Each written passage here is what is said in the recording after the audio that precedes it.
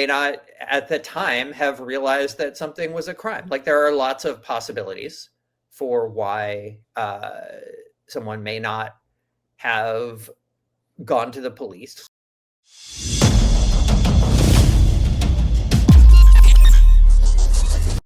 There's a conversation. I interviewed our mutual, I guess, person that we know of, Dirk Parker, the hip hop cop. Derek, of course, yeah, yeah. And something that came up in our conversation was that I think he made a great point, was that if someone like him had testified, who has somewhat prior relation, like I'm not sure, I guess, they've had their run-in. He has run-ins with Puff. Oh yeah, you can. I've heard Derek talk plenty about the aftermath of the Club New York shooting and all this Right. stuff, and he had Jennifer Lopez in his car, and he made sure Puffy, got the treatment according someone of his station when he was arrested and all that stuff. Yep, we've heard the same stories from Derek, I'm sure. Yeah, and also Derek, for people who don't know, he works in the nightlife. He does security for the clubs, and how, I know you're married, you're not frequently dating, so I know how some things you may not know how it is. Yeah, exactly. How dating it is for a young fella like me, or maybe like Diddy.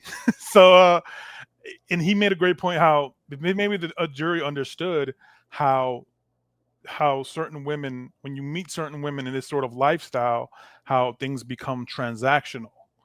You know, if I, if you sleep with me, or if I promised a trip here, I could get you I'll pay your rent, or I'll buy you a car. I mean, look, I don't. If that's your argument, you don't need Derek because they won, right?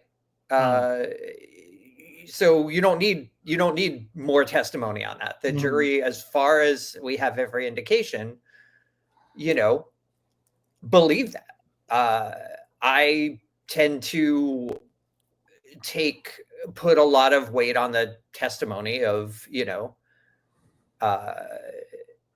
Jane Doe and Cassie, and they both felt there were differences in their situations, but both of them felt like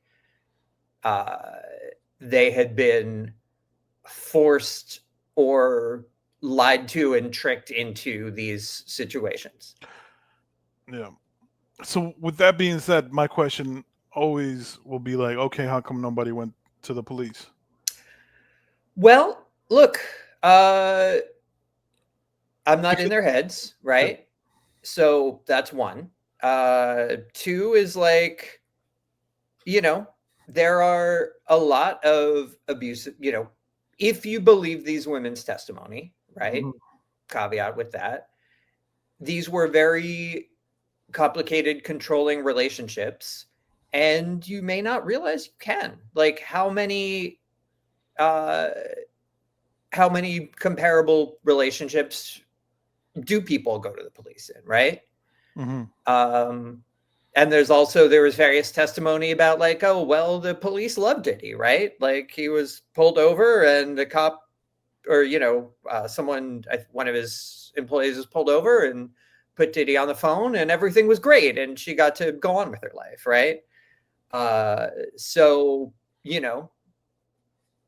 may, particularly if you're in the context of what you believe is a romantic relationship and you do love the person, right?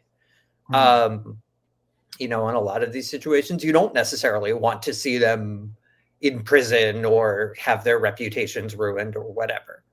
So, I think there are a lot of potential explanations for that.